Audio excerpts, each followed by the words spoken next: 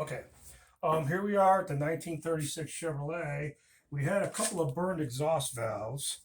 So we pulled the head off and did those. And we were very happy to see that the cylinder walls look really good on this. Very, very good. In fact, a quick way to tell if your rings are seated on an old engine like this is to do the suck your hand test. And what that is, you put your hand right over the cylinder, turn it over. Hear that? Here we go. See it pull my hand down? Watch again. It's gonna pull my fingers down. Put it. It's this cylinder is gonna pull right now. Pull my fingers down.